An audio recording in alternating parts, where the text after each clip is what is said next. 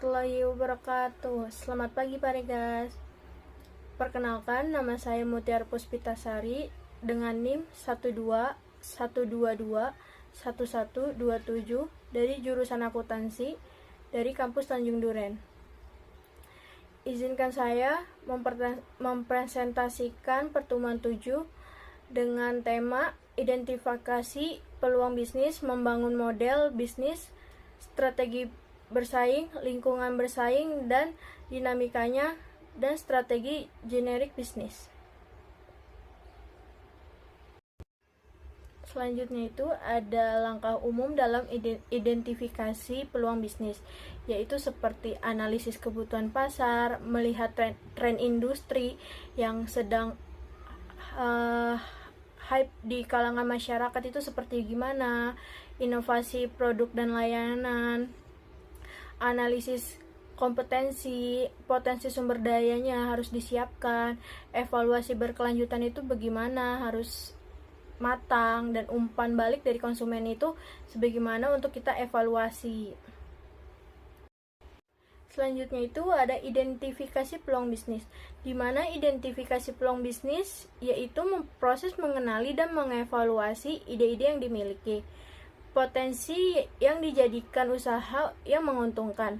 Tahapan ini sangat penting dalam memulai dan mengembangkan bisnis karena peluang yang tepat dapat membawa keuntungan dan pertumbuhan yang berkelanjutan. Selanjutnya itu ada membangun model bisnis. Jadi kita tahu bagaimana proses merancang kerangka kerja atau sistem yang menggambarkan bagaimana sebuah perusahaan itu menciptakan, memberikan, dan menangkap nilai dari sebuah membangun model bisnis tersebut. Model bisnis ini juga beroperasi bagaimana mereka menghasilkan keuntungan serta mengelola sumber daya dan hubungan dengan pelanggan dengan baik. Selanjutnya itu ada langkah-langkah utama yang wajib kita ketahui dalam membangun model bisnis, yaitu seperti yang pertama, identifikasi peluang pasar atau mengenali masalah atau kebutuhan di pasar yang belum terpenuhi. Jadi misalnya kayak apa nih yang masyarakat butuhin tapi belum ada di pasar, jadi kita menciptakan barang atau jasa tersebut. Yang kedua, ada proporsi nilai, yaitu menentukan nilai yang akan ditawarkan kepada pelanggan. Itu kita harus menargetkan pelanggannya siapa-siapa aja nih. Yang ketiga itu ada segmen pelanggan, dimana memetakan kelompok pelanggan menjadi target utama dalam bisnis. Yang keempat itu saluran distribusi, yaitu menentukan bagaimana produk atau layanan yang akan kita tawarkan kepada pelanggan itu bagaimana. Jadi kayak misalnya kayak sales panci keliling-keliling komplek untuk menawarkan ke ibu-ibu itu dengan cara dia demo masak, jadi masyarakat tahu barang itu. Yang kelima itu ada hubungan dengan pelanggan, yaitu menentukan bagaimana bisnis akan berinteraksi dengan pelanggan. Ya seperti yang saya bilang tadi, gimana caranya agar masyarakat tahu produk kita itu dengan keliling ke berbagai komplek dengan demo masak. Yang keenam itu ada sumber pendapatan, dengan mengidentifikasi bagaimana bisnis yang akan menghasilkan uang. Yang ketujuh, sumber daya adalah kunci, menentukan aset penting yang dibutuhkan untuk menjalankan model bisnis seperti teknologi, tim, atau sumber daya fisik. Yang ke-8 itu ada aktivitas kunci, menentukan aktivitas utama yang perlu dilakukan untuk menciptakan nilai bagi pelanggan seperti produksi, pemasaran, atau distribusi. Yang ke-9 itu ada mitra kunci, dengan mengidentifikasi kemitraan yang diperlukan untuk mendukung operasi bisnis. Jadi kita bisa membuka franchise untuk bisa melebarkan sayap pendapatan kita lebih banyak. Yang ke-10 itu ada struktur biaya, dengan menghitung biaya yang terlibat dalam menjalankan bisnis, termasuk biaya tetap dan variabel, serta bagaimana mengelola biaya secara efisien untuk menjaga keuntungan. Seperti yang sudah saya jelaskan sebelumnya, selain membangun model bisnis, di sini juga ada strategi bersaing.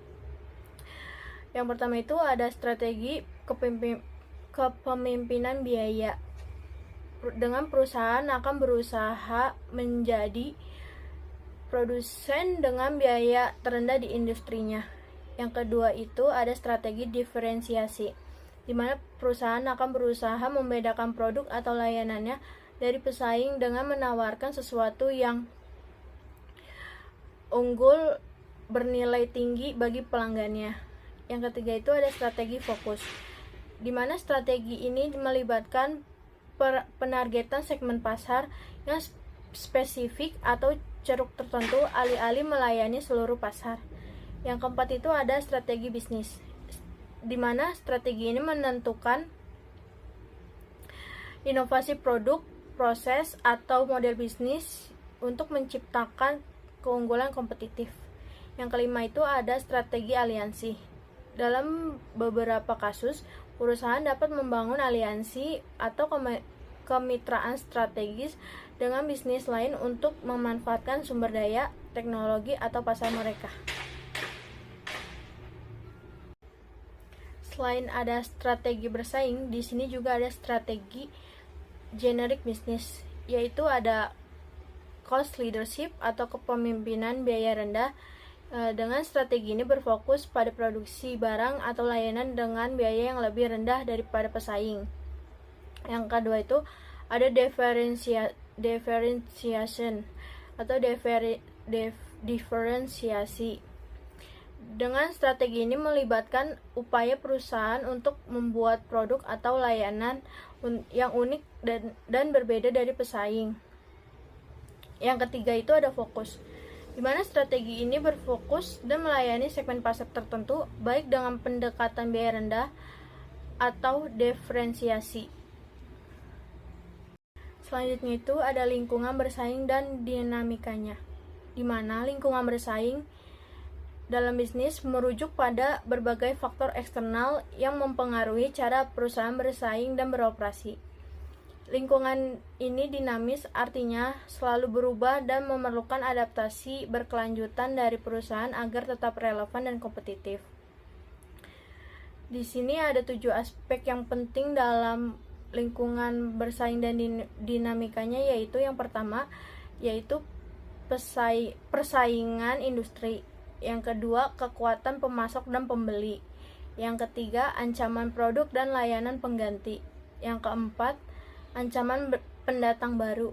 Yang kelima, dinamika teknologi. Yang keenam, faktor ekonomi, sosial, dan politik. Yang ketujuh itu ada globalisasi dan pasar internasional. Cukup sekian presentasi dari saya, kurang lebih mohon maaf. Assalamualaikum warahmatullahi wabarakatuh. Terima kasih, Pak.